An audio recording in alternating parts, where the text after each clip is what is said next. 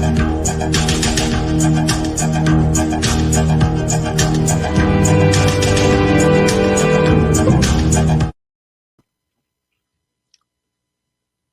afternoon, everybody. Welcome to Saturday on the PTP podcast.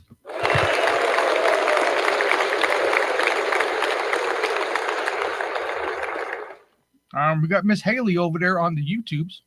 Welcome. Quilt Anon. Sorry, I'm eating candy. Welcome to you. Subpack Vet. Welcome to you, sir. How you doing? Light Spear. And Helen Dixon. How are you, Helen? All is well. I hope you're doing good. Who else we got? Scald. SCALD. Walk. Scald Walk. Welcome to you. That's a new name for me. Howdy. Yeah, I hope everybody's having a good Saturday. So far, so good. Fly Free, Band Mom's here. How you doing? How is everybody doing? So far, so good on the Saturday morning. That's good to hear, Helen. Glad you're doing well. Like I said, Mrs. PTP is out and about doing her thing. I don't know what the hell she's doing, but whatever she's doing it, and I'm here all by myself. So I decided to do a show this morning because tomorrow morning is when we're going out to breakfast. Anyway, so we got some pretty good news stories to go over today and some other stuff to do. We're gonna talk about today something that we talked about. I think it was yesterday or the day before. I don't know what it was, but about people advocating for Donald Trump and how I thought it was a good thing. Well, apparently it's not a good thing according to some people, and we're going to show that. It's really sad how angry people get over how people are going around the system. Donald Trump is having other people advocate for him in lieu of his gag order, and it's really upsetting some people. But we'll show all of that today. We're gonna have an interesting commentary on it. Scald Well K. Just say it as Scald Well K. Okay. We got you. Thanks for being here. Appreciate it.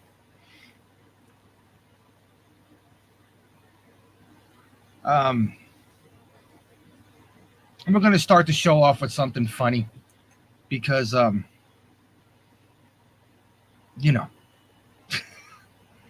whenever you find a good thing going on TikTok, you got to show it. Unfortunately, people sometimes on TikTok don't allow you to download their videos. So, unfortunately, I had a couple of really good Mike Tyson ones, but I wasn't able to download them, not even with my downloading software, because people blocked the download. So, unfortunately, I couldn't do that. But there was a second press conference with Mike Tyson and Jake Paul hyping up this fight that they're supposed to have next month. And I find the whole thing pretty hysterical. Jake Paul, nobody in the boxing world really takes him seriously as a serious boxer. And there's a lot of people who are saying that Mike Tyson might not be following the program. There was a few podcasts that I listened to, a few things I listened to on this that were saying that Mike Tyson may not be following the hype program, that he's going to go into this fight and he's going to hurt this kid. At 58 years old, he's still going to hurt this kid, and he might not have got the memo that this is just for money, or this is just an a hyped up thing. And the more Jake Paul talks and talks shit, Mike Tyson is going to put him in a hurt locker, which he has never experienced. One can only wish that happens. Unfortunately, I couldn't show you the videos. I would love to show you the videos. But what's up, Slanty Chauffeur Bear? They're promoting this thing with Netflix to just biblical proportions, and I don't think that that Mike Tyson is going to go along with the program. I don't think that Mike Tyson's last hurrah at 60 years old is going to be getting beaten by, even if it's an exhibition or a bullshit fight, to even let it go to a draw. I think he's going to knock this dude down and he's going to hurt him, because I don't think he's following the program. But anyway, I we'll see what happens. Maybe we'll find it on a different platform and I can download some of the commentary from it. So maybe later on, we'll see about tonight. I don't know. We'll see what happens. All right. So the first thing I want to play, and welcome to all the lurkers who are hanging around in the background. Appreciate you guys being here for a Saturday afternoon. First thing I want to play is a new Donald Trump ad that's going out. So let's get this cracking right here real quick. Put out another epic campaign video on his Instagram. Check it out right here. He's an old guy, has dementia, can't lead us, and the country is screwed. Tells some big lies, barely speaks English, sniffs children, and their mom's hair too goes the wrong way. When he leaves his speeches, gets lost each day. In the White House yard, all the Dems say that we should re-elect him. How can he run when walking is hard? And Joe keeps falling.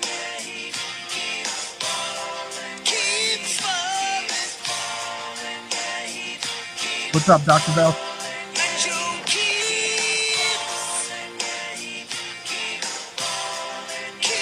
falling.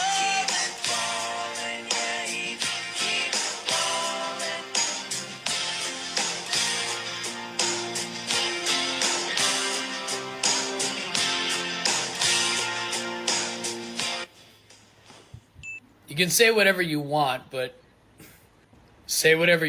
these two are internet gold. Share this video with.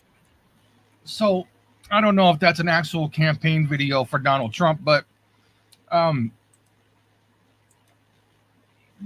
there's no shortage of memes about Joe Biden being an old, decrepit, dementia-ridden patient. And they just keep coming. The hits just keep coming. You can find these all over the place. I just thought that one was pretty funny. He just keeps falling. Keeps falling. Man, I feel like I'm hunched over and I can't sit up straight. I don't know what's going on. Ugh. Let's try this. Try and sit up a little straighter here. Anyway, so I hope you enjoyed that. Let's get cracking with the first story we got going today. Of course, we're going to talk about the Michael Cohen bullshit because, dude, it's just like one hysterical thing after another with these people. But there's something here in this story, and I think this is the right story. Yeah, that when they say it, I'm going to stop it. I'm going to comment on it. Well, I'm sure I'll comment before, but something specific that we're going to be looking for when the judge, what's up, Ringer? When the judge gives his instructions to the jury. So let's watch this. Michael Cohen set to take the stand once again on Monday as we head into the home stretch of Trump's New York trial. We don't know, Ringer. This follows an eye-opening week of testimony in court where Trump's defense team pressed Cohen on his history of lying under oath, which our next guest says is more than enough to shred the former fixer's credibility. Fox News legal analyst Greg Jarrett joins us now. Greg, thanks for being here. I want to start quickly with a text that was shared with Cohen by the defense, which pointed out that this phone call Cohen said he had with Trump discussing the payment was actually about something else. So Michael Cohen had texted the bodyguard for Donald Trump, "Who can I speak to about harassing calls to my cell and office?" And Keith Scheller said, "Call me." When Cohen was confronted with that reality, he didn't really know what to say, which is devastating. So in the courtroom, when Michael Cohen said that he had text message proof and a phone call asking Donald Trump to authorize the payment, and he said it under oath in front of the jury, this is what they were talking about, right? So Michael Cohen straight up lied in the courtroom, right? We talked about that the other day. This is one of the 3 lies that he got caught, that the defense caught him on, right? So he straight up lied.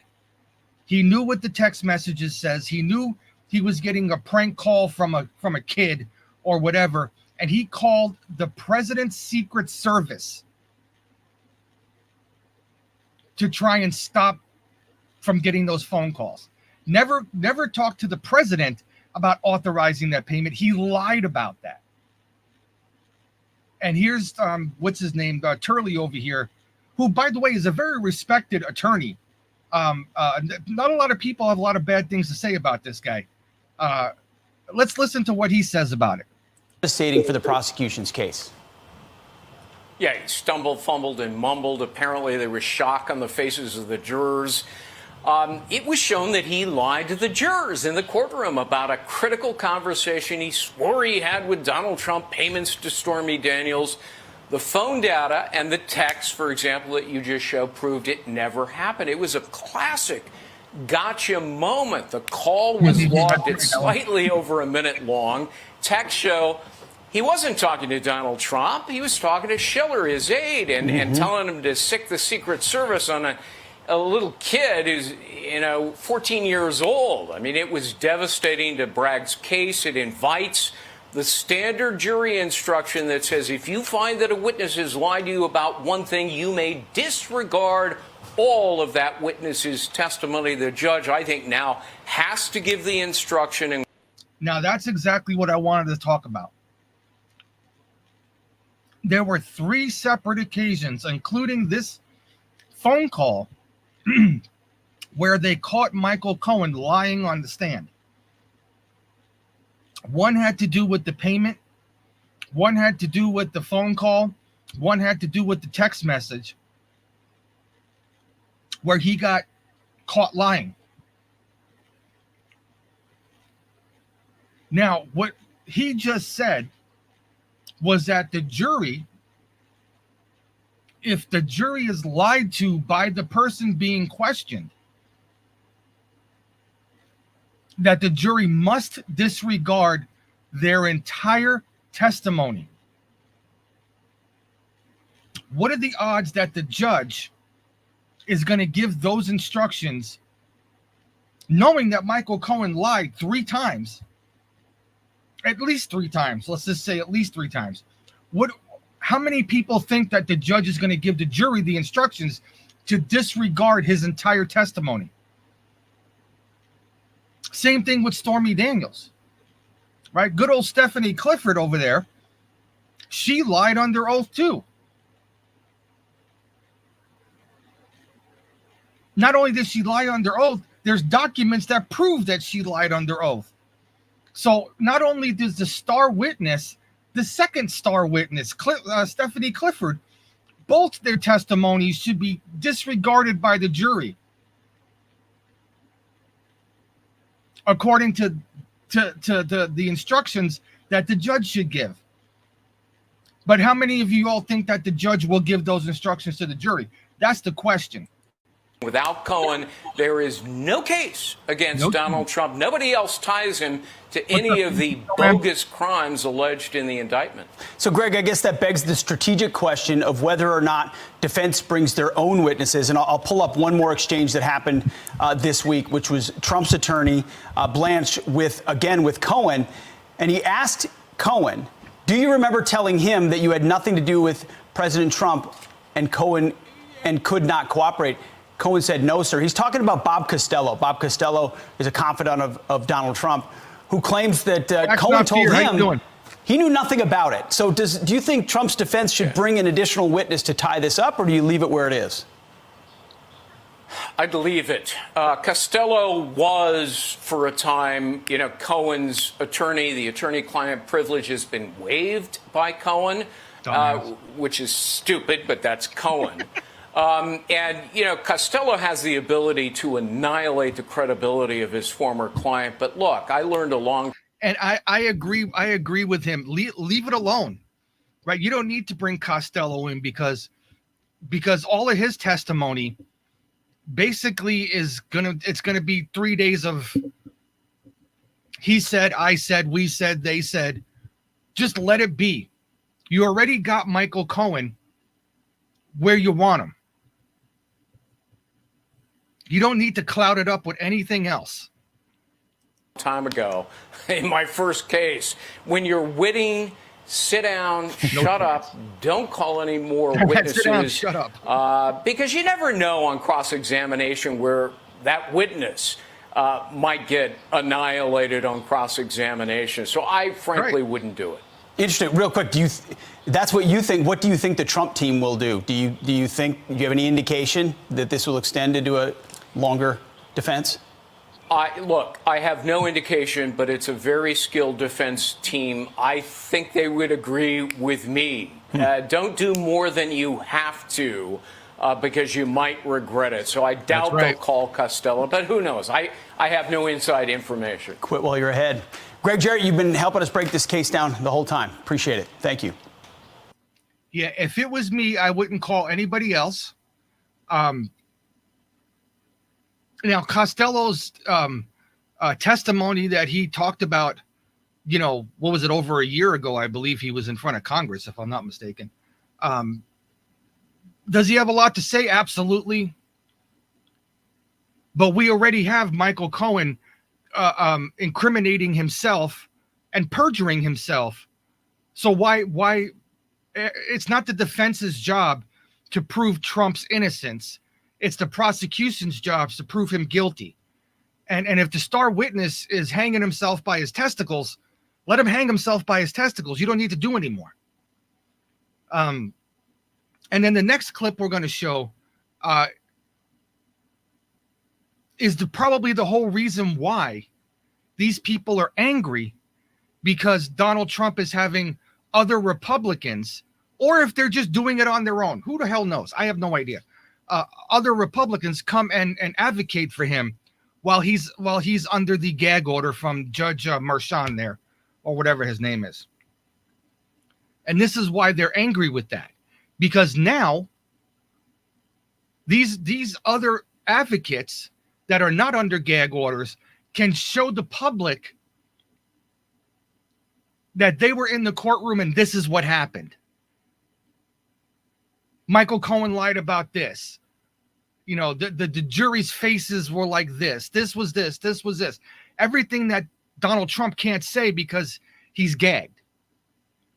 So, I first of all, I'm going to say right here, I would be shocked, along with a lot of other people up in the chat, if the judge gives the instructions to disregard if he was lying.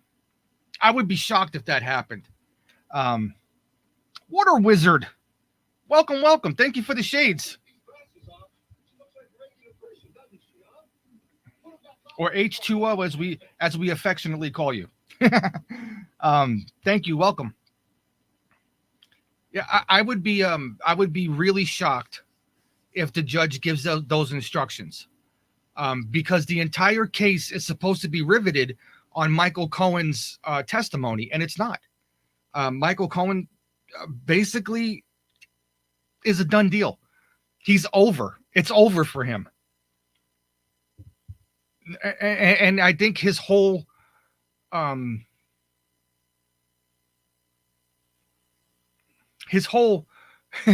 can say his whole life, but his whole the Trump train is coming to a screeching halt for him. I don't think anybody's going to give him another book deal. I don't, knowing that he is now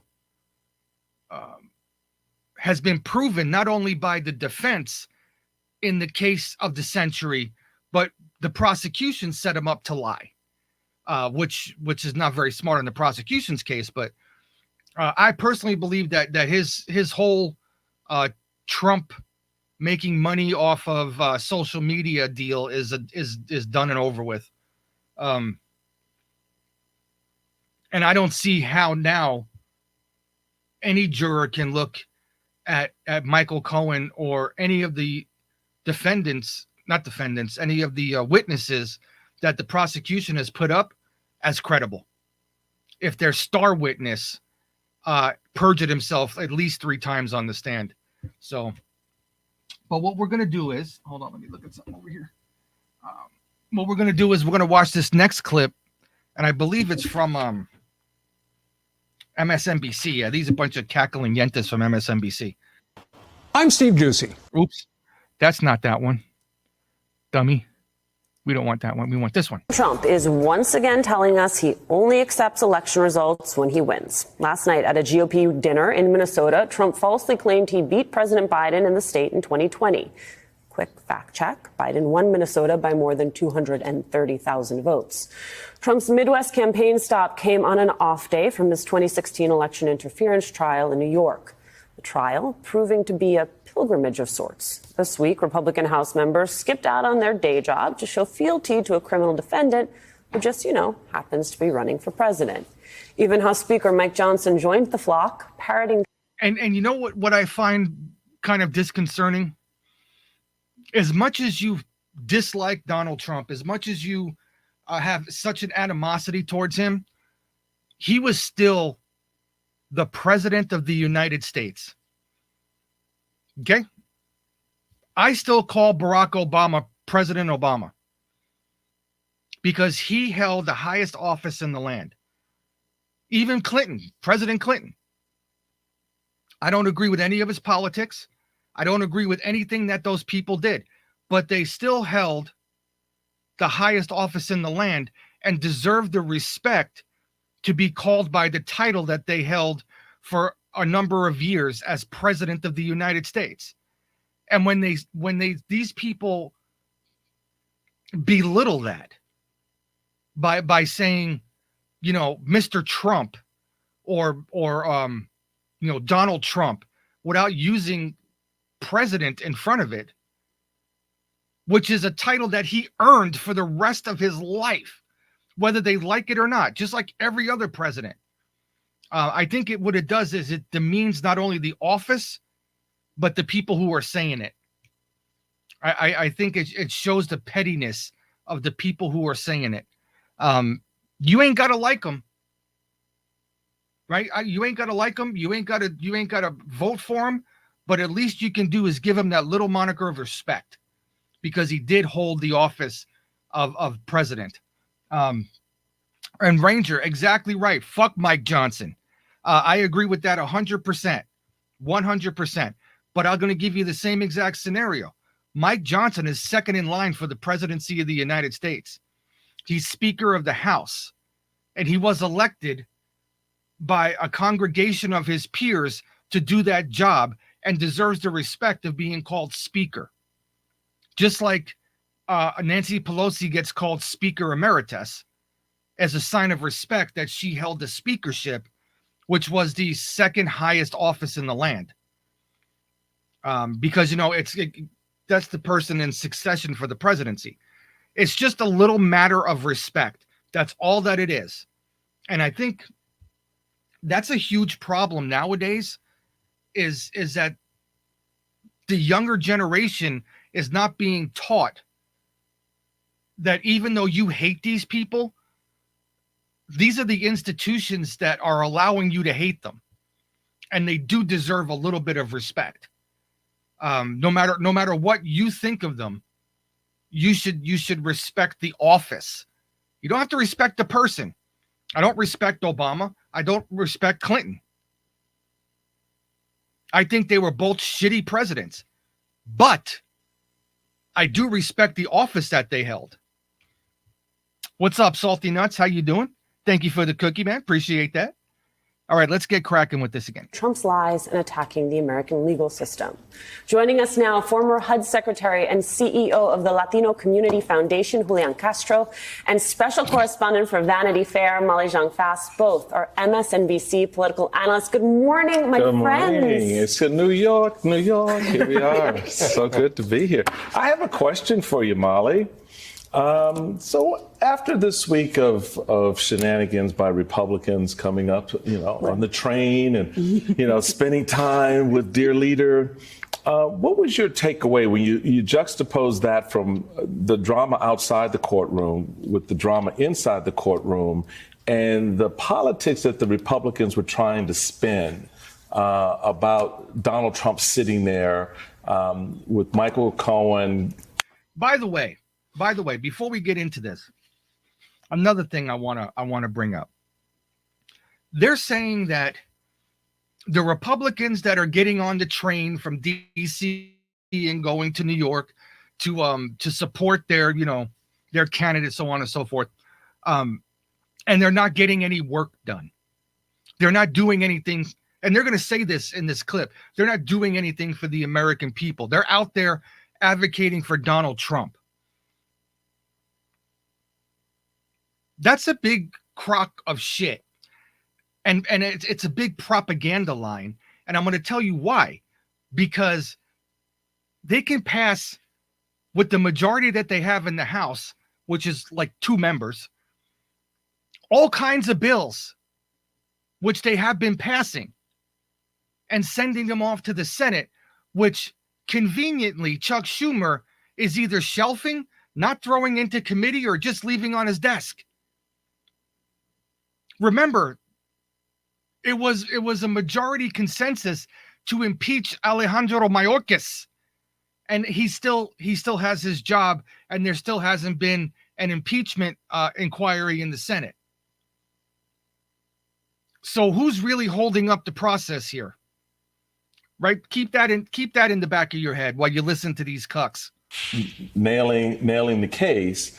You have Republicans saying, well, ignore all of that because the reality of it is the election was stolen and Donald Trump is being unfairly maligned and now charged. How should we be reading this week as this case winds down and the ramping up by Republicans? So my favorite thing about what happened this week was you had elected Republicans, including the Speaker of the House of Representatives, right? The number 2, theoretically, presidential, in presidential succession, delivering speeches to get around the gag order that Donald Trump was, right? So Donald Trump has this gag order. You hear the amount of animosity in her voice? The number 2, the second in line for the presidency, going around the gag order. They wanted Donald Trump gagged so the truth of what's going on in the courtroom wouldn't come out. He wouldn't be able to say the things that he wanted to say. So now that he has people actually saying those things, these people are losing their ever-loving minds. He can still malign the judge, right, and he can still malign the DA, but he can't malign their families, right? That's what the gag order says. It's not some crazy gag order, but he is so desperate to get around it that he brought down elected Republicans to do do that to his criminal case, which is him testifying. And by the way, a lot of the case this week was him and an adult film star sort of arguing about whether they had had a sexual encounter while his third wife was recovering from birthing his fifth child. So I'm sorry, the party of morals and values, law and order. What does that have to do with anything?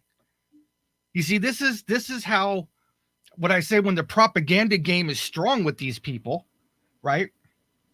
Her voice sounds like a stuck number 2. Yeah. The propaganda game is strong with these people. Whether he cheated on his wife or he didn't, it doesn't matter the circumstances. Well, he birthed his 5th child or did this or did that or did whatever. According to Stormy Daniels, in a written, signed, notarized letter, she never had sex with Donald Trump. Ever.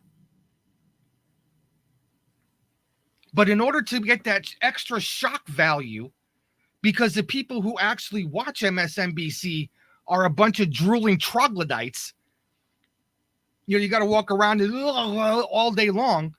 That's what you have to do. Oh my God, is that what he really did? Oh, he must be guilty. I'm kind of happy that I never put myself in a position to think the way that these people do. You think the way that these people do because you're told to hate somebody. It's really sad. And I think you were being kind of kind when you said it sounds like a stuck number 2. There's probably something worse that we can think of. What is happening? Simone. I wrote about this for MSNBC.com this week. Well, it was 2 things, but for MSNBC Daily. But I just, it is a grotesque unraveling, I feel like, of our separation of powers. Yeah. It is literally like as many middle fingers as you can find to the founding fathers, because what we saw, in my opinion, and Secretary Castro, I'm very interested in what you think, but the Speaker of the House of Representatives standing, to be clear, this trial wouldn't even be happening if Congress had not exercised their duty as an independent body to hold the executive accountable, right? Because Michael Cohen went before Congress, not because the president asked him to, but because Congress said we got to do our job. I digress. This is not politics as usual. This isn't business as usual. This should be as. So what Simone is saying there is that Congress had an obligation to do this to the executive branch, to hold President Trump accountable for his crimes. Right? That's what she's saying before she digressed. The founding fathers. And she has the audacity to throw that in there. The founding fathers. Knowing that the founding fathers are only used when it's convenient for them to disparage people. Knowing that the founding fathers were slave owners, right?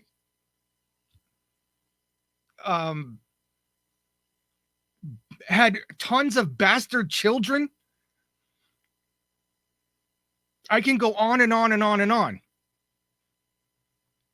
But it's convenient for Simone to throw the founding fathers in there and Congress's duty to do what they have to do, because they don't like somebody defending President Trump because it doesn't fit into their narrative anymore. The truth is going to come out a little bit of what's really going on in the courtroom, like all the Michael Cohen lying bullshit. And look how upset she's getting. But I digress. But when the founding fathers are not good for her, they're slave owners, they're rapists, they're this, they're that. Yeah, let's continue. These people, they should have hypocrite tattooed across their foreheads.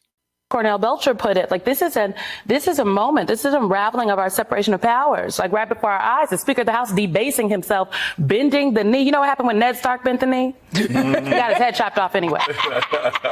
Well, you'd hope the voters would do that in this case. What's up, Mayor? To the Speaker, to Trump, or somebody. Look, I mean, Metaphorically. that's right. At the ballot box. At the ballot box. I mean, it's so fascinating. It is a perfect example of where Republicans right now put their priorities, going down, showing up, and trying to defend or speak for Donald Trump at a trial that involves his affiliation with a porn star. Instead, Does it have the same impact when all the Democrats show up for Joe Biden in defense of the involvement with the Hunter Biden business dealings? Does that have any of the same effect when all the Democrats do that, as opposed to when the Republicans show up to defend Trump? Because remember, you had the Goldblumberg guy, Raskin, AOC. What's RICO? RICO is this. It's not a crime, right? Remember all of that shit? It's okay for the Democrats to advocate for their criminal president, but it's not okay for the Republicans to advocate for our criminal president. Is that what they're saying?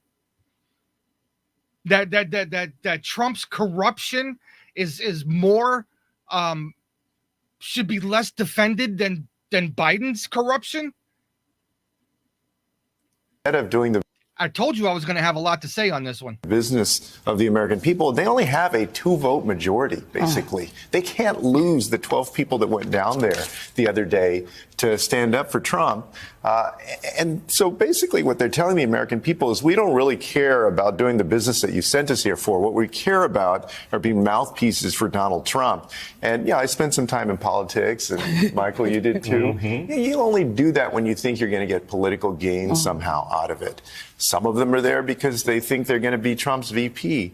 Others are there because they're deathly afraid of the base that he commands, and they don't want to get a primary challenge. Whatever the reason is, they're not there because they honestly want to do the work of the American people. They don't care about that. Maybe people think we're making it up in case you missed it.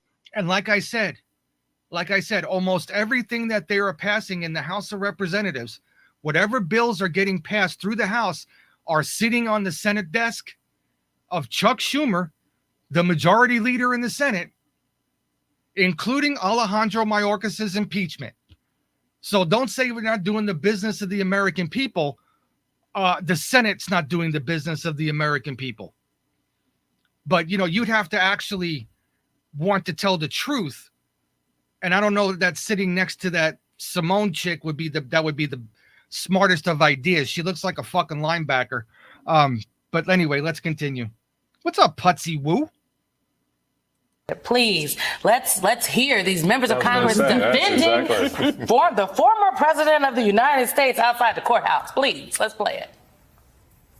We're here of our own volition because there are things we can say that President Trump is unjustly not allowed to say. This is a corrupt judge. These are corrupted witnesses. This is a corrupt prosecution. We're seeing today what lengths the Democrat Party will go to try to rig or steal another election. They tried to do it in 2020. They're doing it again here in 24 by trying to keep the nominee off the ballot, by trying to keep the nominee from campaigning. President Trump is not going anywhere. He's coming back for another 4 years, and we are not going anywhere either. Secretary, I'd be remiss not to note that you were clearly sartorially inspired by all of the red ties that you saw this week from the red tie brigade. I deliberately stayed away from Every time I wear a red tie, somebody on Twitter or somebody types in, why are you wearing a red tie? It's a beautiful color. But There you go. here's the thing that I think is interesting, in addition to your point about the gag order and the way they're trying to skirt that, is they were supposed to be, a bunch of these folks, in D.C. at a sham hearing in the Oversight Committee over Merrick Garland and the release of audio tapes from Special Counsel Bob Hur interviewing the President of the United States that is like, it's not going anywhere. They then say, sorry, guys, we can't show up at the appointed time because we need to go to New York, but we'll be back at 8 p.m. And then the chaos that we all watch from MTG ensues. So it's like it's all part of a whole. The chaos is their mission here. Yeah, I mean, it's become 100% theater. It's one sham hearing over here in D.C. or their sham showing of a legitimate trial in New York. I mean, that's what the Republican Party. So the hearing for Merrick Garland yesterday, which we're going to do something on that too, was a sham hearing. Right? He had a legitimate subpoena for the audio recordings. What's up, Pam Day? Welcome. For the audio recordings, he said, no, I'm not giving them to you. And they had enough people, they had a quorum in there, enough people to make a ruling on whether he should be held in contempt of Congress or not. They didn't need those people over there. They were doing what they were doing because they had enough people to do that. Until the bullshit happened with Marjorie Taylor Greene. So what exactly are you talking about?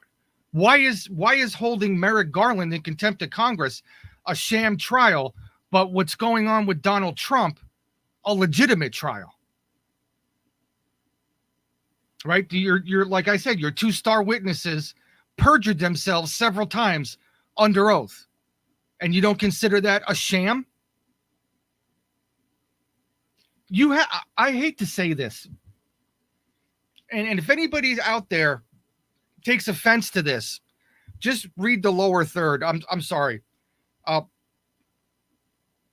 If you are a Democrat or a Republican or an independent or Green Party, Nazi Party, I don't even know what other parties we can talk about. But if you have this way of thinking, there's something seriously wrong with you. There's something seriously wrong with you. Because how you can say that one is better than the other, and I understand it's partisan politics, but it makes you look like an idiot. Just like the Simone chick up here on Monday will go off on the founding fathers for being racists, rapists, slave owning, this, that, and the other thing. But on Thursday, she would say, well, the founding fathers wouldn't put up with this. You know, look. How does your brain wrap around that? Right? How does your brain wrap around that kind of stupidity? And then you have to walk out in public after people heard you on live television say this shit. Is it just me, or does that make you look like a friggin' idiot? Does it make you look more corrupt than the people that you're trying to say that are corrupt? I'm having a hard time. Thank you for the can, P Quest. Welcome. 4 hours, huh? Appreciate that.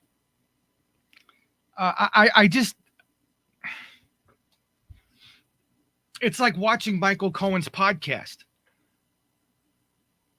It's like watching a car crash, a train wreck, an airplane crash, you name it, all in the same thing. Pam, thank you for the can. And you can't stop watching it because you wonder how is Michael Cohen going to go sit on the stand in a courtroom after he put his hand on the Bible under oath and just straight up fucking lie and then walk out of the courtroom expecting people to believe that he's the star witness in this trial and the trial's not a sham. Maybe I'm thinking too logically, right? There's Mare. She's over there on the pill now, right? Maybe I'm thinking too logically and trying to wrap my head around this, but I don't know. I would hide my head in the fucking sand if I was these people. What happened? What did I do? Oops. MTG ensues. So it's like it's all part of a whole. The chaos is their mission here. Yeah, I mean, it's become 100% theater. It's one sham hearing over here in D.C. or their sham showing of a legitimate trial in New York. I mean, that's what the Republican Party today has become. It's all about theater. It's all about how much money can you raise by getting out there and defending Donald Trump, how you might position yourself for him to look upon you as a VP candidate or put you in his cabinet. And, you know, what's lost is really truth. You know, these guys are out there, the Speaker of the House, as you say, Simone, putting the reputation that people associate with that title, the Speaker of the House, on the line for a guy who is on trial for giving hush money to a porn star. That totally debases our American political system. You keep at it and keep at it, keep doing it. There are only two parties here. And this party has 100% gone off the rails, become a clown show, embraced the chaos and the embarrassment. You know, the other party that is trying to be serious and substantive, how long can you hold up the world, basically? But even that serious party that's trying to be substantive can get dragged down into the clown show. And so I want to play for you, Molly, a little bit of a mashup of the MTG oversight sort of dance that turned into something other than crazy. Libertarian. Do you know what we're here for? You know we're here about AG. I don't think you know what you're here for. Thank you. Well, you the one talking about. I think your fake eyelashes are messing up. No, ain't nothing. Hold on. Listen. Order. Mr. Chairman. That's beneath even order. The screen agrees to strike her words. I believe she should apologize. No. Perry, okay, hold on. Then after Mr. Perry's going to be recognized, then Ms. Green I'm not has 4 minutes and apologizing. 21 Well, seconds. then you're reserve not the right to striking your object. words. I am Mr. not Perry. apologizing. Now let's go. Come on, guys. Ms. Crockett. I'm just curious, just to better understand your ruling. If someone on this committee then starts talking about somebody's bleach blonde, bad built butch body, that would not be engaging in personalities, correct? A what now? My favorite moment was Comer trying to figure out what a beach blonde, bad built. I just want to applaud the self-restraint. Yes, yes, I am. Where do we go with this? I mean, because this is the rest of the year, folks. Right. This is the rest of this Congress. If you're lucky. If you're lucky. This is the rest of this Congress. I think the top line here is when you've lost James Comer, right? James Comer, who is by no means a normal Republican, was even like, MTG, what are you doing? Look, the fact that this oversight committee took place at 8 p.m. because they were in this criminal trial should not be, and they have worked really hard. Remember, they started a committee, the weaponization of government, these Republicans. So we know where they're trying to weaponize the government to go after Joe Biden. And what I think is pretty interesting is that it hasn't really worked, right? You've seen. Because there needs to be some there, and there's no there. Right. Substantive, you've got to have something that you can make the case. No, it's not because there's no there. Okay, that's a crock of shit. Everybody knows that. There is tons of there. The problem is that we don't have Republicans like Jim Jordan and James Comer who have enough testicular fortitude to prosecute the president. What you have is empty gestures by people like Marjorie Taylor Greene and Lauren Boebert and Matt Gaetz to throw fucking impeachments for the first 2 years of his presidency that had no teeth. Now that you have the teeth to do it, you're not doing anything. That's the fucking problem. It's not that the evidence isn't there. It's that you have a bunch of people in the uniparty who don't want to do it now that there is the evidence to do it. So get your fucking shit straight. With. And part of the problem, whether it's, the impeachment of Joe Biden, the impeachment of Mayorkas, whatever it is, substantively, it has never been there for these Republicans. So to your point, Mr. Secretary, it becomes a not just a clown show, but one that is ultimately destructive to the process. If you don't hold the trial in the Senate for an impeachment, there is no there.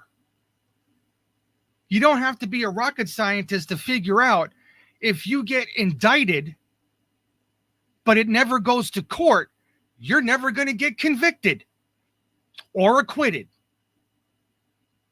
So Mayorkas has been impeached, which basically is an indictment, but the Senate is not taking up the trial. You can only hold the trial in the Senate. And all the members are the jury, and you have the Supreme Court justice as the judge, and you make a ruling. That hasn't happened. That doesn't mean there's no there. But, God forbid you hit these people with the facts, their friggin' brains would explode. Which, again, is sort of the end game here to deconstruct the administrative state. One way you do that is in a hearing of the Congress. Yeah, one of the things that was so fascinating about those couple of moments, and one of them that we just showed, was you've been in politics. A lot of times that collegiality, or at least outside appearance of, hey, everything's fine, we get along, even if you're trying to knife somebody in the back in your politics. Outside of that, this is another sign of the breakdown of our political system and process, that you have these folks now more outwardly, openly going at each other like that. This is the kind of stuff that even you see in other countries. You're like, oh, what in the world is going on over there? But I tell you, I think to most folks that looks like, oh, that's just another spat. That doesn't happen among colleagues that often, even among colleagues who are of different parties. It's descending further.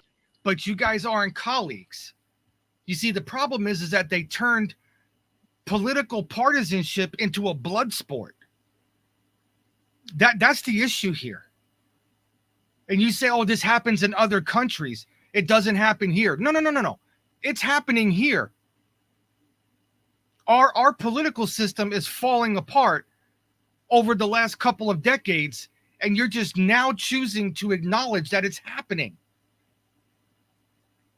Because you guys, as the uniparty Democrats, let's just put it that way, decided to make it so. And the Republicans, who are uniparty Republicans, decided to make it so, to where there's no room for across the aisle talking.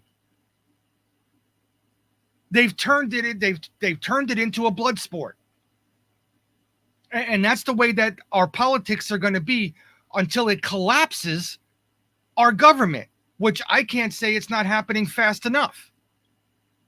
It needs to happen faster.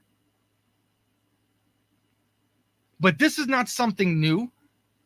This is not something that's just, it just happened because fucking Marjorie Taylor Greene is in office. This was happening 20 years before she was even a thought. And it mostly had to do with Democrats taking advantage of their constituents. Now they're doing the same thing, not only to their constituents, but they're doing it to their across the aisle colleagues. But then again, this is what we got. And further down, and that was one example of it. I just want to be clear that I think that it was Congresswoman Marjorie Taylor Greene that is the reason that we're at this point right now, specifically on the Oversight Committee. James Comer has allowed this to happen. No one popped her back and said, we are not doing this here. Not one senior Republican on that committee. And so I think that I wouldn't have responded the way that the Democratic members responded. A very powerful, would-be powerful white man told me to shut up on national television once.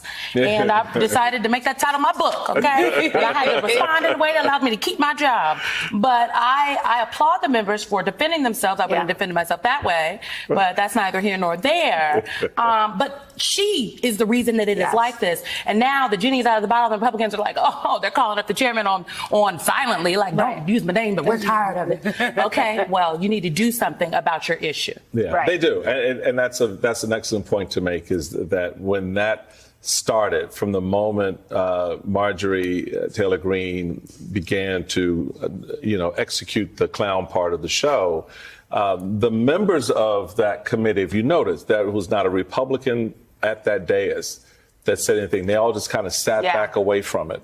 And that tells you everything you need to know about where the GOP, in my view, is right now. Yeah, he's absolutely right. It was an all-girls fight. It had to do with Marjorie Taylor Greene, Alexandria Ocasio-Cortez, Jasmine Crockett, and Jamie Raskin. All girls. Because Jamie Raskin was the only one who, had something to say when the girls were in there fighting. But they're the ones who created this atmosphere.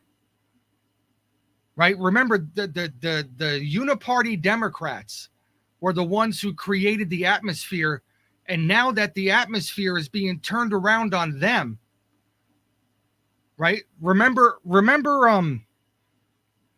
Maxine Waters, when Maxine Waters said, if you find them in a restaurant, if you find them at a gasoline station or a department store, get in their face, right? That was okay because Maxine Waters, aka Mrs. Predator, it was okay for her to say that because, one, she was a black woman. Well, she was black. She's a woman. She's in Congress. She had all the boxes checked off to where nobody said nothing to her. Right? You go and harass everybody you want to harass.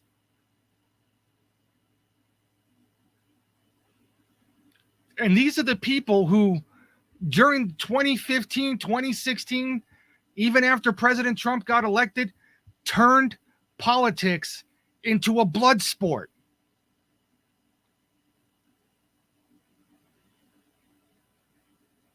Now you want to blame the Republicans for playing the same game that you're playing? How can you do that, right? How can you do that and still walk amongst your colleagues without looking like a dumbass? That's hard for me to figure out. It really is. It's very hard for me to figure out.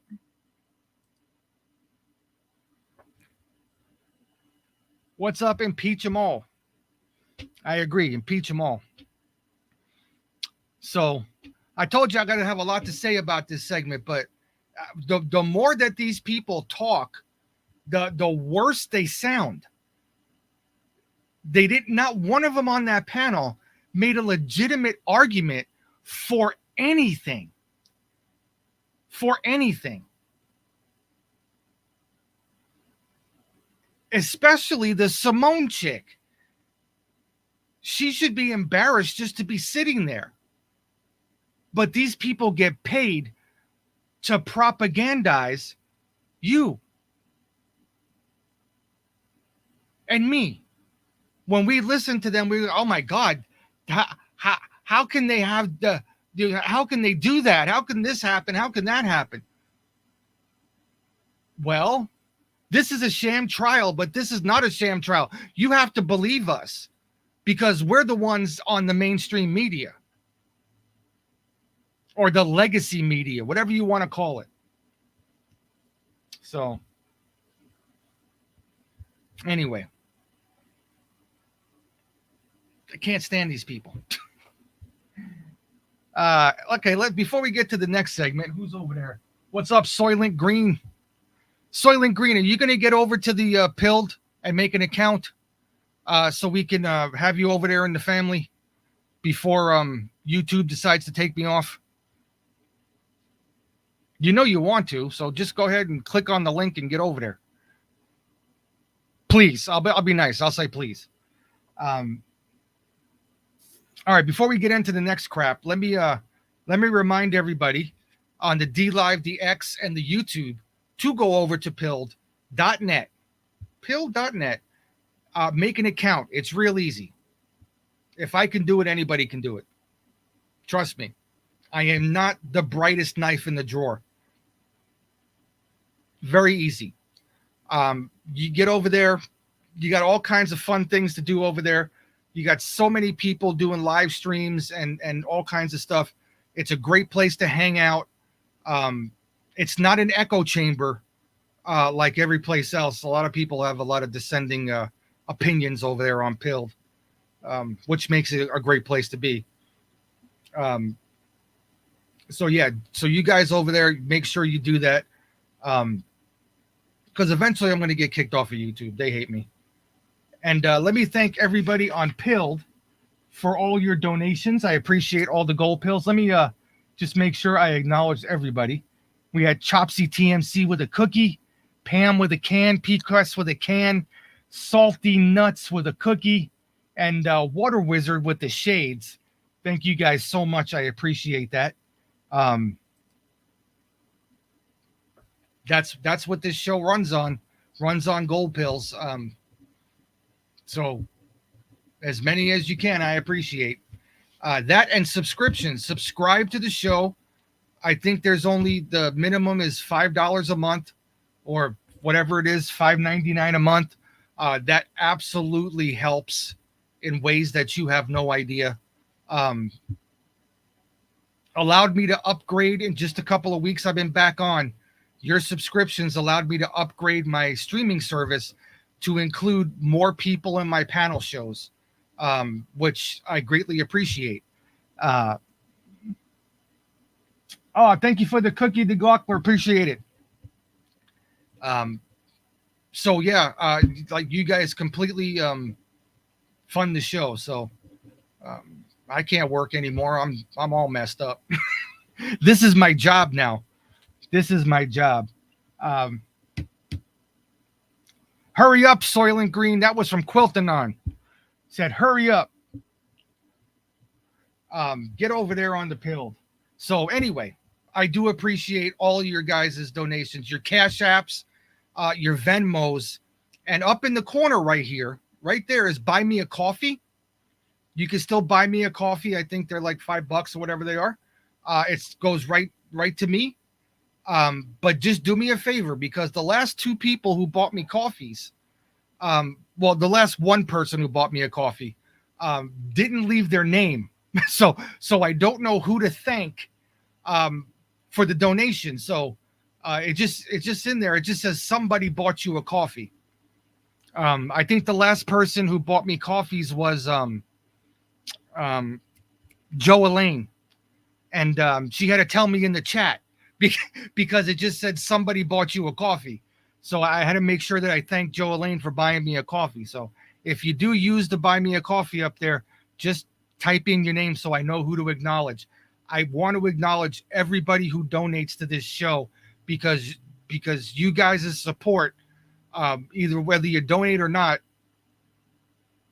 you keep everything running. So I appreciate that. And like I said, everybody get over to Pilled. I don't know where any of my moderators are. Today's a moderator. Well, it's Saturday, so they have the day off, I guess. Yeah, everything's cool. All right, let's get cracking with the next story. Has to do with the Marjorie Taylor Greene stuff. It's actually an interview with Jasmine Crockett. Jasmine, whatever the hell her name is. But you have to listen to what she turned it into. Now, everybody has heard, right? I played it when it happened. I think every other podcaster on Pilled played it when it happened. The least that I saw, the exchange between all of these people, between AOC and Crockett and Marjorie Taylor Greene and everybody else, including that bitch Jamie Raskin. But watch what it turns into. And we touched on this yesterday when we talked about it. But here's the sauce, right? Everybody says you got to have receipts, you got to have sauce. This is it. Just like the last clip that we played when I talked about my opinion on how advocating for Donald Trump pissing these people off because it's going around the gag order, there was all your sauce. You just watched it on MSNBC this morning, right? It's much easier. It's very easy to predict these people. So let's watch this next clip, because here's the sauce on what happened. Woman Jasmine Crockett is not backing down, calling her Republican colleague Marjorie Taylor Greene racist after a contentious committee meeting. A late-night House oversight markup last night was derailed for nearly an hour after Greene mocked Crockett. You can see for yourself. Do you know what we're here for? You know we're here about just AG. I don't think you know what you're here for. Well, you the one talking about. I guess I think your fake eyelashes eyelashes are messing up. No, what you're ain't reading. nothing. Hold on. Listen. Order. Mr. Chairman, That's beneath would even you please regain order of your committee? Order. Please. There's a point of order. We have a point of order. Mr. Lynch. I do have a point. Hold on 1 second. Putsy Woo, you're probably right. Not everybody wants their donations to be public. I just have a thing to where even if you use just like your screen name or whatever, you don't have to put your real name, but your screen name. I just want to acknowledge everybody. I want to thank everybody personally and in public. You know what I'm saying? It's just a thing I like to do. For you supporting me, I want everybody to know that you're there for me. But I do understand the whole wanting to be private thing. I kind of really didn't think about it that way, but thanks for bringing that up. Of order, and I would like to move to take down Ms. Greene's words. That is absolutely unacceptable. How dare you attack the physical appearance of another person? Are your feelings hurt? Her words down. Oh, girl, baby girl. Oh, really? Don't even play. Baby girl? I don't think we are going to move girl, and don't we're going to take even your words play. down. I second that motion. That was Now, after Jamie that, Raskin, there was by a the way. failed vote to strike Greene's comments from the record, and she was allowed to continue her remarks. And that's when Crockett stepped back into the fray.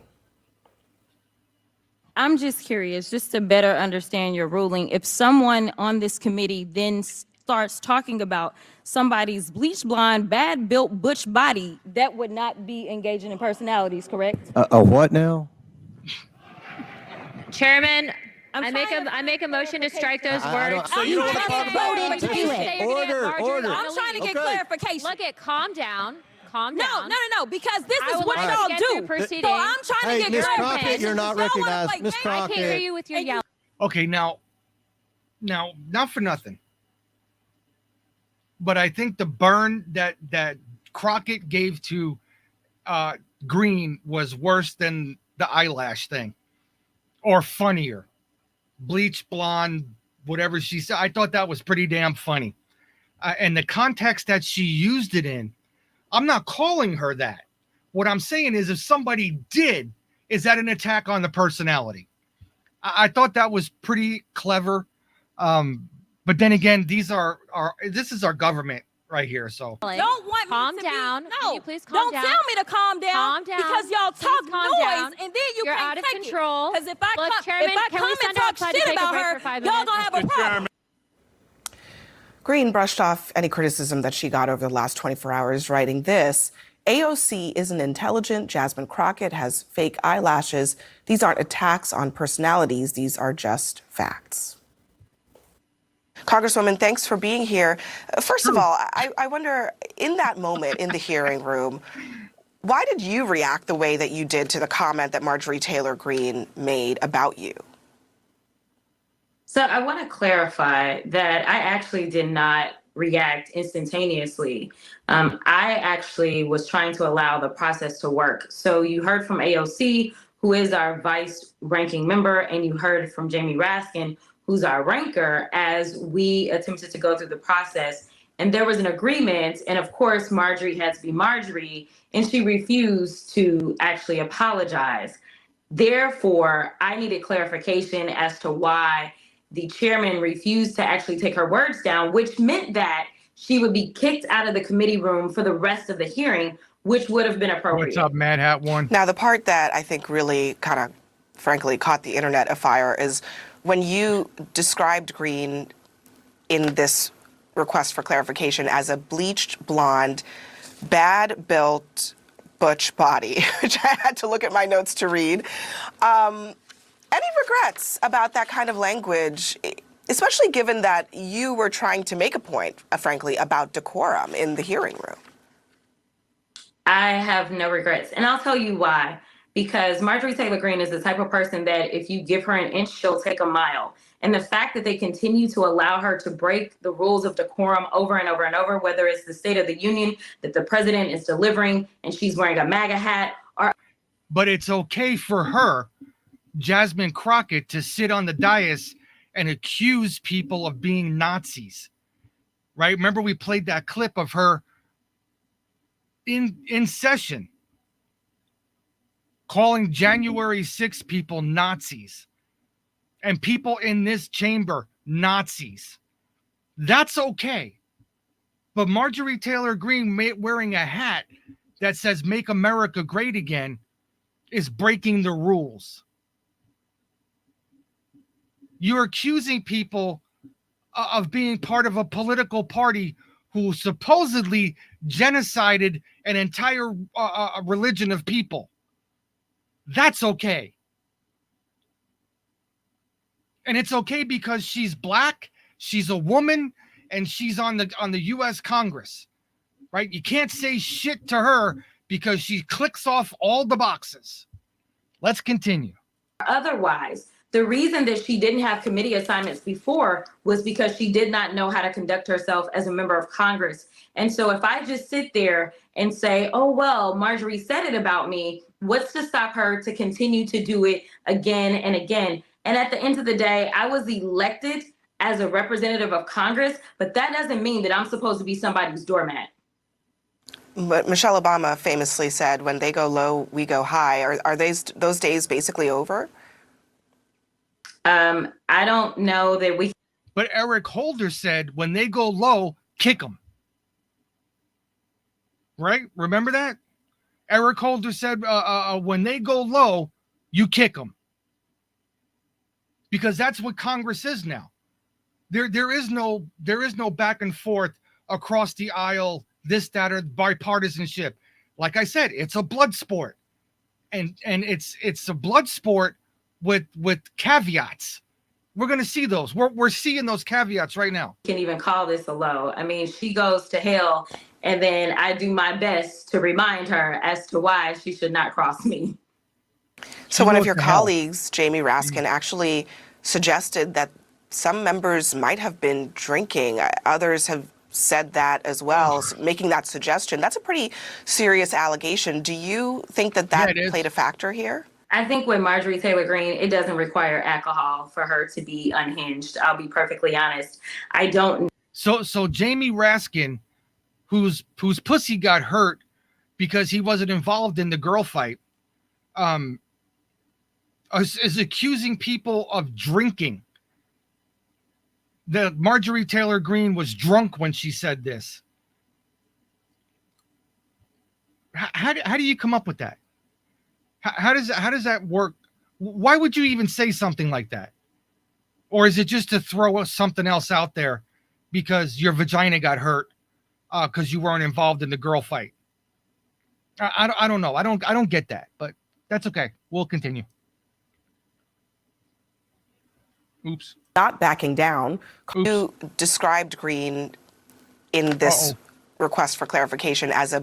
Or otherwise. The reason that she didn't have committee assignments before was because she did not know how to conduct herself as a member of Congress. And so if I just sit there and say, oh, well, Marjorie said it. Members might have been drinking. Others have said that as well, making that suggestion. That's a pretty serious allegation. Do you think that played a factor here? I think with Marjorie Taylor Greene, it doesn't require alcohol for her to be unhinged. I'll be perfectly honest.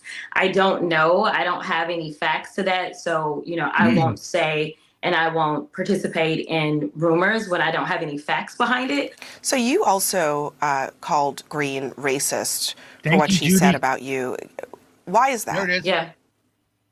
Because as I've received so many amazing compliments from MAGA America, throughout my time in Congress, a lot of times when I would go viral, instead of them trying to address the things that I laid out in a very factual way. What they would try to do is say, oh, look at her hair, or look at her nails, or look at her lashes. And they would all then associate anything that I do as a form of beautification with being quote unquote ghetto. And so to me, she was just basically repeating the nonsense that MAGA world is constantly putting out there, because I am not the only woman in Congress that wears lashes. So are you equivocating yourself as being ghetto? I don't get that. You're calling yourself ghetto because you're wearing fake eyelashes. So is everybody that wear fake eyelashes now ghetto? And is that consider Marjorie Greene a racist for saying that? So anybody who wear fake, if anybody's out there right now in the chats wearing fake eyelashes, y'all are ghetto.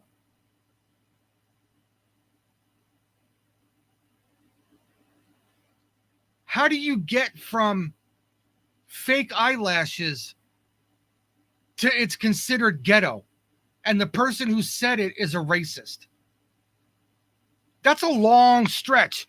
How do you get there? Maybe she'll tell us. I don't know. And there are women on her side of the aisle that wear lashes as well as hair extensions. But she's never felt like that was a dig that she needed to take at anyone, except for me, a Black woman who sits on the committee. And then, of course, she went after AOC and called her unintelligent, a brown woman that sits on the committee. So because AOC is not smart, she's not smart. I don't care who you are. Alexandria Ocasio-Cortez is not an intelligent person, and in my opinion should not be in Congress making decisions for a district with hundreds of thousands of people in it that is a detriment to their benefit. Sorry. Has nothing to do with her being brown. Right? She's had nothing to do with her being brown. And wearing fake eyelashes has nothing to do with you being black. But somehow, right? Somehow, that's what they make. What's up, BrainPod? They make the whole thing about race. That the white Marjorie Taylor Greene was picking on the poor black lady in Congress. Boo hoo hoo. Oh, and the brown lady because she's an idiot.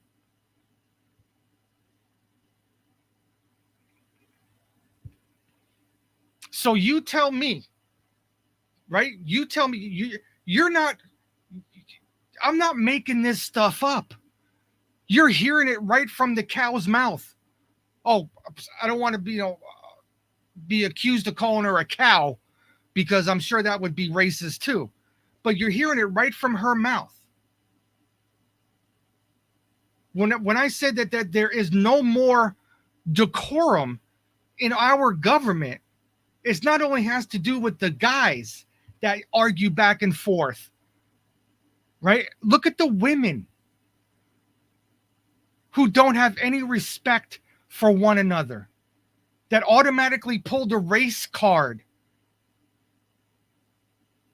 when she just admitted, oh, there are white women who have hair extensions and fake eyelashes, but she never mentions it. You want to know why? And I'm gonna swing this back to when I said this the other day when this first came out, and I brought up Reverend Rant. I brought up Reverend Rant because he says this quite often when he's on my shows. Unity. We can't even get our elected representatives to agree on anything. And they're fighting like cats and dogs because of the hatred that they have for one political candidate over another. When are we ever going to be united?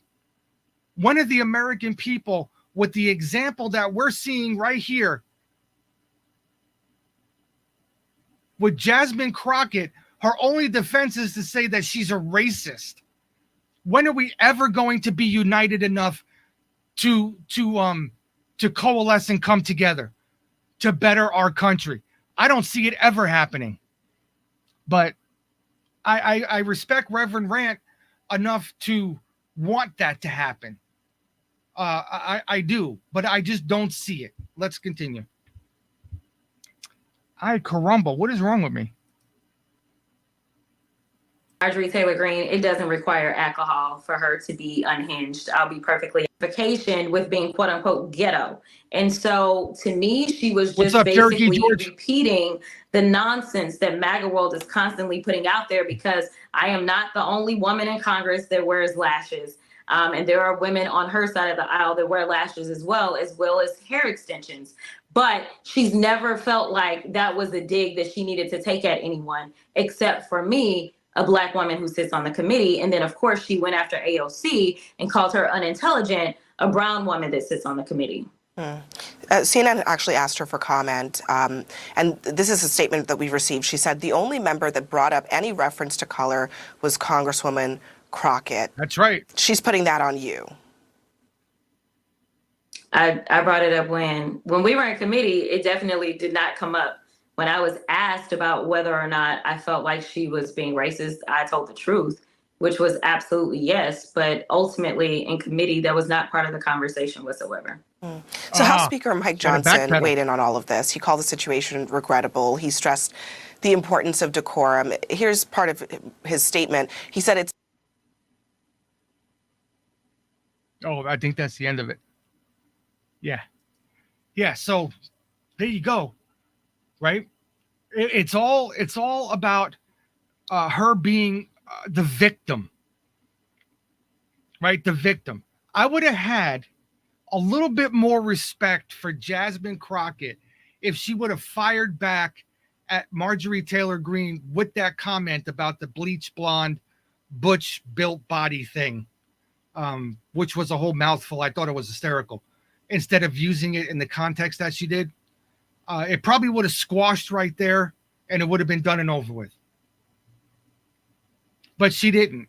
She's blowing it up into some sort of bullshit thing, and it's doing this. And tell me if you think I'm wrong here. What was the hearing about? The hearing was about holding the Attorney General in contempt of Congress for refusing a subpoena. Holding Merrick Garland in contempt of Congress. That's what the hearing was about. Remember in the last segment, they called it a sham hearing as opposed to a legitimate criminal trial. So now the focus is off of, are we going to get the audio recordings for the transcripts that are out there from Merrick Garland, who refused the subpoena? No. Now we're talking about Marjorie Taylor Greene being racist towards a member of the House of Representatives and AOC. The three women who were involved, AOC, Crockett, and Raskin. Which I think probably Raskin has a bigger vagina than all of them, but whatever.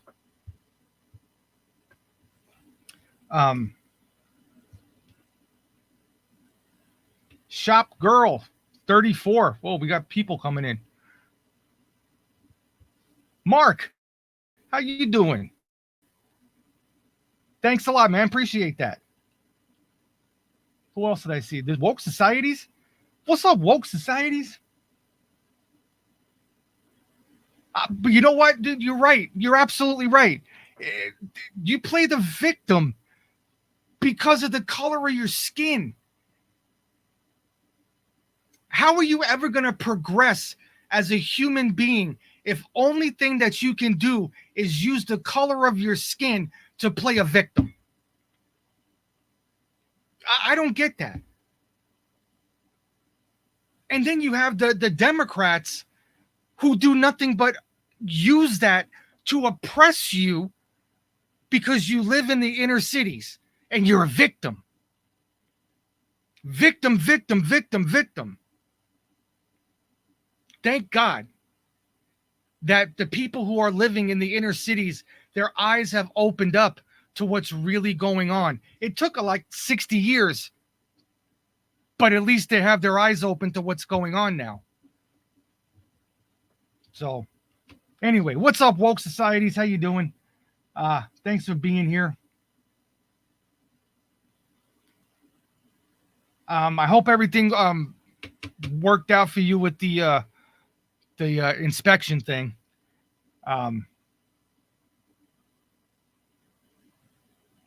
Rusty Cages, what's going on? Thank you for being here. Appreciate it.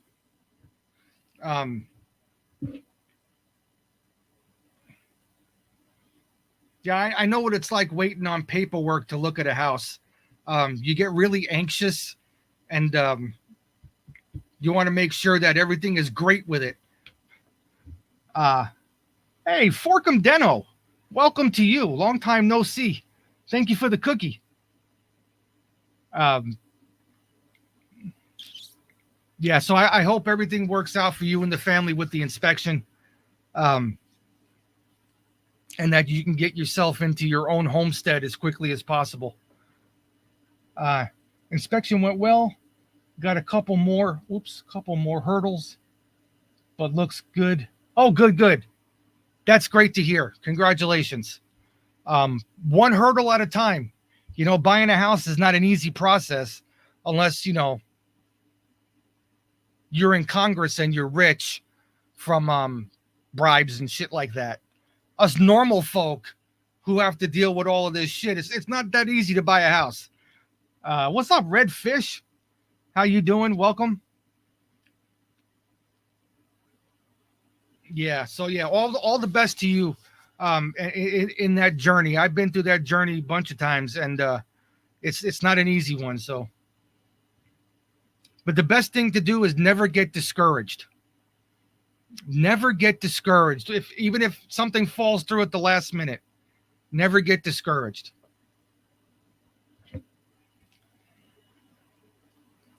So anyway, yeah. So that's the whole thing of victimhood. And this is why we're never going to unite as a country. We're being wedged further and further and further apart by the people who we represent, or the people who represent us in our own government.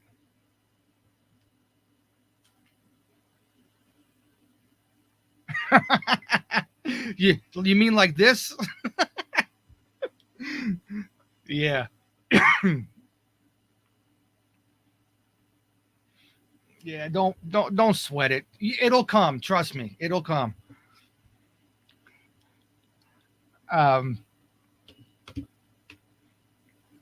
Yeah, anyway, we're gonna let that one go with the Crockett lady and Jamie Raskin. Jamie Raskin's enormous vagina. Because we got one more clip I want to show. Something else we talked about the other day, which of course I found this morning, another clip to just prove that I'm right again. So BrainPod, as a matter of fact, that you're here, look out for a direct message from me on Pilled come this week, Monday, Tuesday, or something like that, okay? Look out for a message for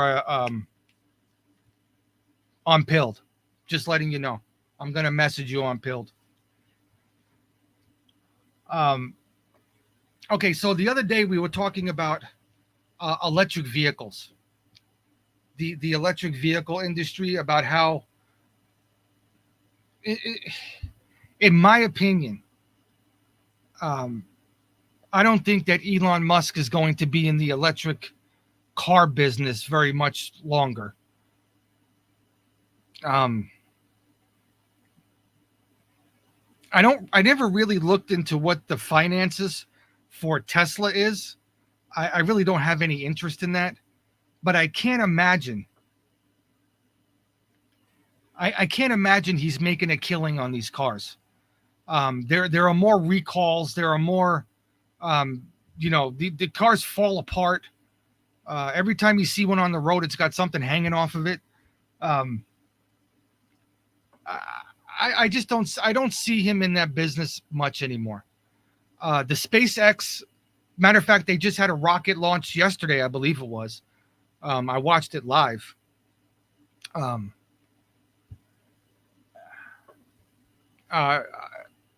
I think that it would be probably more profitable for him to put his money into the SpaceX program. But that's just me. I don't know. But no auto company is making profit on EV. That's exactly what that's exactly my point, Cherokee George. They're not making any profits.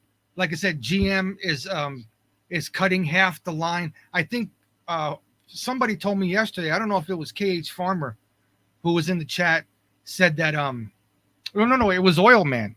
Oil Man said that they cut a shift at the GM plant because they stopped producing the EVs on that shift. We're going to watch this clip. And what I wholeheartedly believe is that this whole thing is a very feeble attempt, and I mean no pun when I say feeble, for the Biden administration to implement the Green New Deal. Even though our infrastructure in the United States can't handle it, they still want to implement it because of the opportunities that it's going to afford them to pump money into it. Pump. Some almost as good as a war. So let's watch this little clip here. This is Fox Business with Maria Bartiromo. Marionette Miller Meeks from the House Energy and Commerce Committee. Congresswoman, thank you so much for being here tonight. What amazes me about this story, and I'm glad Hillary laid it out the way she did, is these tax credits are supposed to push the EV industry in this country, not in China, where all of the components come from. So in one breath, Biden's putting the tax credit out there to encourage people to use EVs, but the components all come from China. In the same breath, he's imposing tariffs on Chinese-made EVs that aren't even being completely imported here yet to say, no, see, I'm taking a tough stance on China. He thinks people are stupid. Yeah, and by the way, I talked about that a while ago, that there were places in China that were building these electric vehicles during the Trump administration. And they were sitting in these fields, thousands and thousands of cars that were electric cars that were supposed to be imported into the US, that was sitting there rotting away in these huge fields that the Chinese produced. But because of the tariffs that Trump put on imports from China, they were never shipped. It was a deal during the Obama administration that they were going to do a deal with China to produce all these electric vehicles, and they never, ever got here. Now Joe Biden is putting a tariff on electric vehicles that don't even exist. But he wants you to know that I'm being tough on China. That's in between his son taking diamonds and buying Porsche Cheyennes and all the money he's taken from the Chinese oligarchs in the Communist Party. But we'll put that to the side. You know, we don't want anybody to know about that. Me about this story, and I'm glad Hillary laid it out the way she did, is these tax credits are supposed to push the EV industry in this country, not in China, where all of the components come from. So in one breath, Biden's putting the tax credit out there to encourage people to use EVs, but the components all come from China. In the same breath, he's imposing tariffs on Chinese-made EVs that aren't even being completely imported here yet to say, no, see, I'm taking a tough stance on China. He thinks people are stupid. Well, he does think people are stupid. We had Administrator Regan, who is the administrator of the EPA, in testimony yesterday, and I asked him the same question I asked him last year, and that is, how many vehicles in the U.S. on the road today? And he didn't know the answer to that. It's approximately 278 million. And how much energy does it take to get a single 100-mile charge in an EV? He doesn't know the answer to that. He didn't know it last year, and it's 30 kilowatt hours. So 2 rules that the EPA has. One is mandating that approximately 66% of vehicles on the road will be EVs in 8 years, and shutting down coal and natural gas fired power plants. So if you multiply 278 million by 30 kilowatt hours, it's about 9 trillion. So we don't have the electricity, we don't have the energy, and they're not allowing permitting so that we can get the component metals such as cobalt, lithium. We can get those metals in order. Just a quick question. I don't know if they're gonna. Just a quick question. If 60% of the cars in 8 years are going to be electric vehicles, and you're closing down coal-fired power plants, where does the electricity come from? Are we going to rely on solar panels and wind turbines? Maybe a couple of water turbines? I don't know. Is Niagara Falls still working? Just those numbers themselves are absolutely ridiculous to think about. So I don't know how do you cut power and then want to have 60% of the cars in 8 years be reliant on power? I don't know, but that's okay though, because I'm sure we'll find out. To build EV cars here in the U.S. So on one hand, he disadvantages U.S. companies by not allowing the mining and processing we need to do here to onshore that. And on the other hand, the Chinese Communist Party is going to be eligible for these tax credits, which are meant for American businesses. Right. So he's speaking out of both sides of his mouth. And, you know, it's our job to have oversight on this and push this envelope. And I do think it'll pass through Congress and the Senate. Congresswoman, don't you think to a certain degree what we see in the stock market with respect to this basket of stocks is telling a little bit of a story, which is that the EV push here in the United States, even despite all of these issues, it hasn't really fully worked for the American consumer. The cars are still expensive. The charging is unreliable because the stations aren't necessarily, the infrastructure isn't there. Battery power concerns some if they're taking a really long trip. And ultimately, consumers are pulling back from that. They want gas-powered vehicles or they want hybrids, which have been very popular as of late. Wouldn't it be better for the president to issue sort of a mea culpa and say, maybe we pushed on this a little bit too soon. We're going to take it a little bit slower and see how it goes. Let the industry evolve. Let free market capitalism dictate.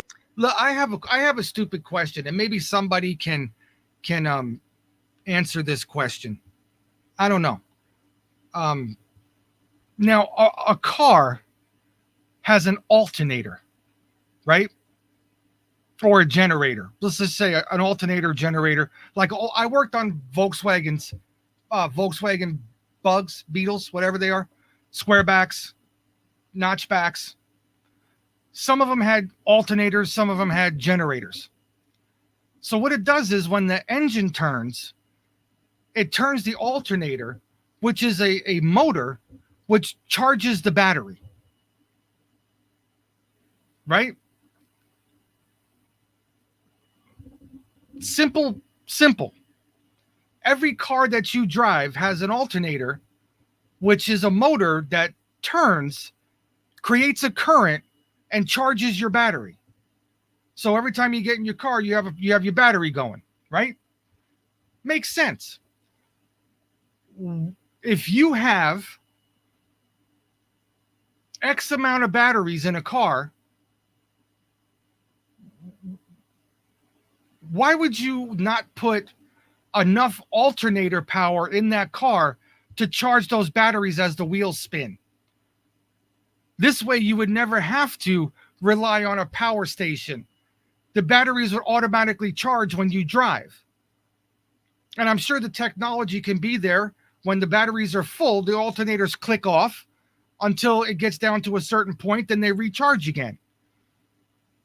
Now, am I being somebody who's like in a fantasy world, or does that make sense? Because if you had the ability to recharge your batteries as you're driving, why would you need to plug your car in? Why would you need to plug your car in? You're paying $60, $70, $80, $90,000 for an electric car. Does it matter if you're going to pay an extra $2,000 for some friggin' alternators?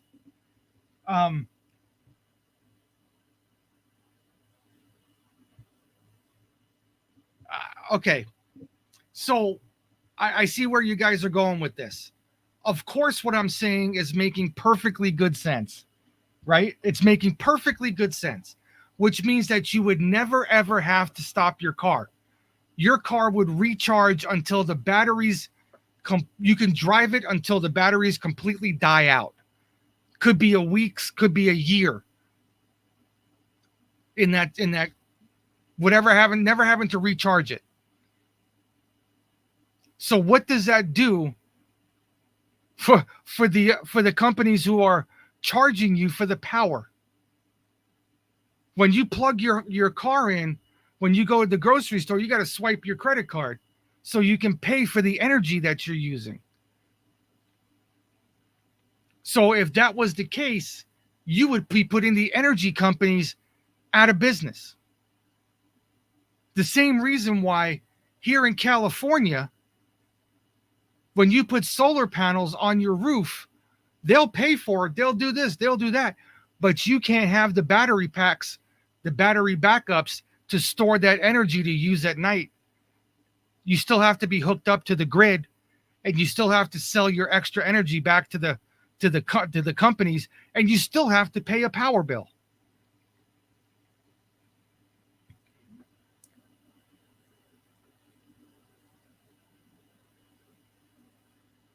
Yeah, why not put the entire roof of the car as a solar panel that also charges the batteries? There's a billion different ways that you can recharge a battery without using electrical grid power. Why hasn't anybody put it to the test? And I'm not talking about like a fucking Prius, right? The Chevy Volt years ago doesn't exist anymore because it had that technology. And you couldn't even buy a Chevy Volt. You can only lease them because it was a car that recharged its own batteries. It didn't work on gasoline. It worked straight on battery power.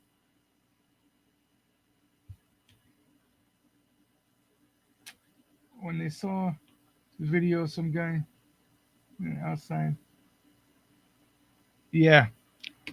Okay. Once again, ladies and gentlemen, this is me using my pea brain for logic. I'm thinking logically. It's as simple as that. I'm not thinking maximum profits for electric companies. I'm thinking environmentally stable electric cars that are going to not destroy the electrical grid. So I got to stop thinking logically because I get accused of that quite often. Let me finish with this. What happens here, and ultimately when the product is ready to come to market and consumers will buy it, that will be the time that we make a switch. Exactly. And Jackie, all of us want a cleaner, healthier planet for our children, our grandchildren. But we also know that the U.S. is a place where innovation occurs. We develop, we improvise. And so let the market take care of this and do this. People want choice in vehicles. That's why we passed the CARS Act, which is choice in vehicles. Electric vehicles work well in some places where there's stop and go traffic in urban areas, but they don't work well here in Iowa. They don't work well in the north where it gets cold. The batteries lose their charge, the charging stations. And there's a big blow to the Biden administration when Elon Musk and Tesla said they're not going to build the number of supercharging stations that they had planned to do. So it's an ill thought out policy. It's not ready for prime time. And yes, other presidents have, they've stopped, they've issued mea culpas, or they have gone to the center. But the Biden administration does not seem to be doing that at all. They're just capitulating to their far left wing extreme base. Congresswoman, great to see you tonight. Thank you so much for your insight. Okay, so you see, Elon Musk had plans to in a lot of major cities to build these supercharging stations, and because of what happened with the administration and Elon Musk, he decided not to do it. Put billions of dollars into these EV charging stations. As a matter of fact, we have one in our city here. It has like 30 charging stations. They took up a whole parking lot. It's a supercharging station. It's not very full. I mean, there's never hardly anybody there. Every time I drive by it, it has maybe 1 or 2 cars in there. But I don't understand why the push for electric vehicles doesn't come with the education of the destruction of the planet. Elon Musk, instead of putting an owner's manual, should put how he built the car and the resources that he used to get it, because nobody would buy them. Where the lithium comes from, where the cobalt comes from, how it's mined, who's mining it, how it's bought, how it's sold, what it does to the earth, what it does to the people who are mining it.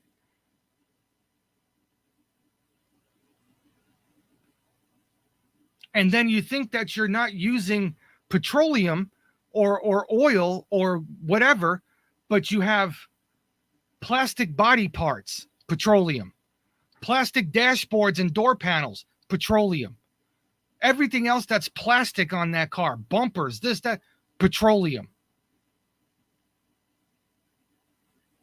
The heat that's used to vulcanize the tires, coal-fired power plants to use the amount of environmental damage to produce one electric car does not offset the emissions that come out from the electric car when you buy it. And just think of the amount of people who are losing their lives in these sub-Saharan African countries that China buys the cobalt and the lithium from, that these little young kids are digging out of the ground with their hands, that Elon Musk just buys from China. The plastic that the batteries come in, petroleum. You can go on and on and on and on. What is it, 16 batteries to push a Tesla? Think of all the lead that's in those batteries and the strip mining that had to be done in order to pull that lead out of the ground, destroying the environment so you can have a electric car. All the metal that's in that car was smelted in a foundry that was heated up by coal-fired power plants. You can go on and on and on with this stuff. You're not helping the environment at all. What you're doing is you're helping the politicians put money in their pockets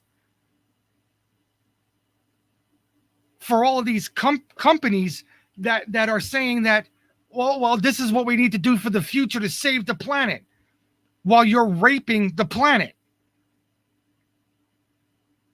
And I mean that literally, raping the planet. Because trust me, in other countries, there's not the same regulations as we have in the United States. You really think China gives a shit if 20 people die a day mining cobalt? No, they don't. So, anyway, I have a real issue, a real big issue with this whole electric vehicle bullshit thing, because all it is bullshit. It's just how we looked at Ukraine, and now we're looking at probably Israel for money laundering operations. How the weapons are being used in a money laundering operation that's going right back into the pockets of the politicians through the military industrial complex. We can look at the same thing with electric vehicles.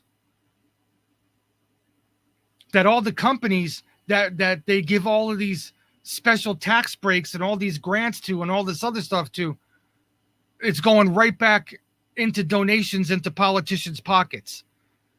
The more shit that they create, the more donations that the politicians get, and the more money that gets laundered through the corporations who build these electric vehicles.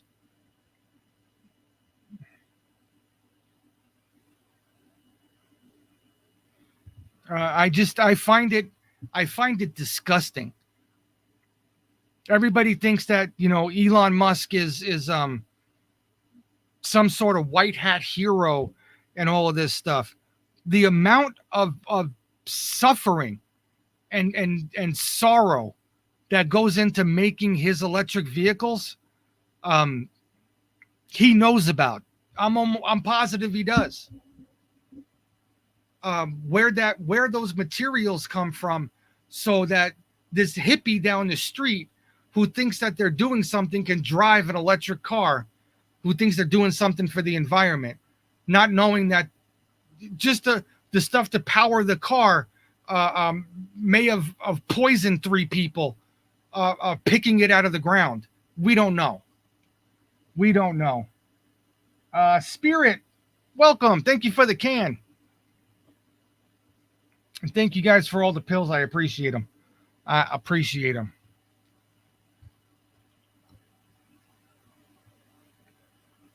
And the sad part is that a lot of environmentalists know what's going on. The same thing with the wind turbines. Those big old wind things. The amount of energy that goes into making those things, making the fiberglass and making everything else is more damaging than the power that it creates. It's just baffling. What does that say? Me thinks, you thinks too much. Trump Red Pill, how you doing? Info Lizard, what's going on, my brother? How are you? That may be the case. I've been accused of that many times. I overthink things. I think too logically. But I hate being thrown into a category that says that you're against the environment, right?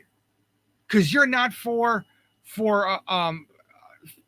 the Green New Deal. You're against the environment. You want to see the planet implode. I've been accused of that many times. And it's only because I've done that deep dive into where these things come from. How much energy is used to actually produce an electric car, that I can call everybody hypocrites. From the president on down. Because the fucked up part is no other country is going to follow any of these rules. Just the United States. And they're going to make us suffer. They're going to make us guilty for driving a car we have to put gasoline in. Anyway, I think that is all I got for this afternoon's show. I'm not sure. Matter of fact, I know for sure I am not going to do a show tonight because I want to go and watch Woke Society's show.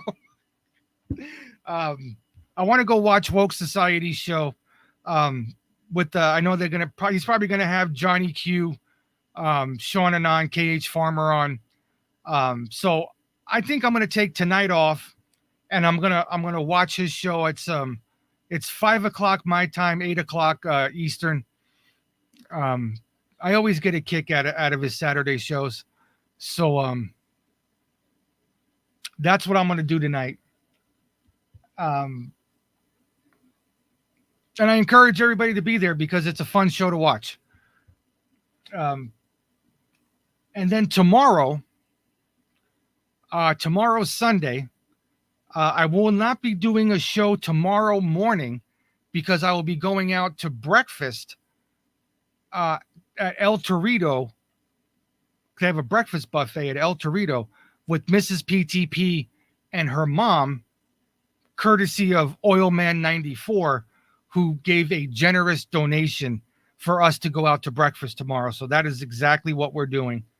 And then tomorrow night, Sunday night, I will be here with Mrs. PTP for this Sunday night chit chat show, which basically the Sunday night chit chat show is you all be really nice to Mrs. PTP and be mean to me.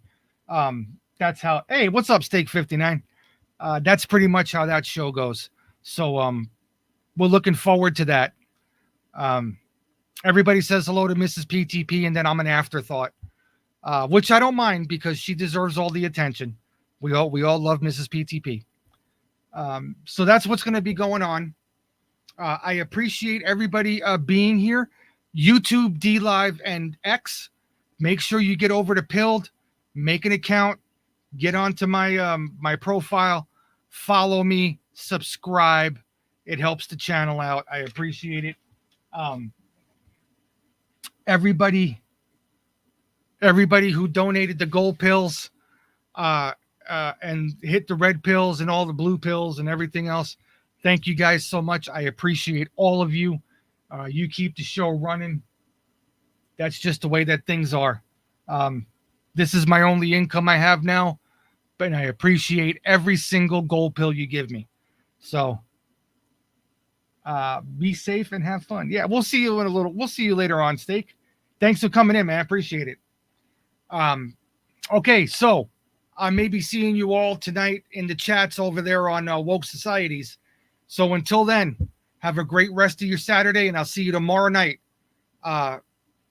Sunday night chit chat with Mrs. PTP. Until then, have a great rest of your Saturday. Bye-bye.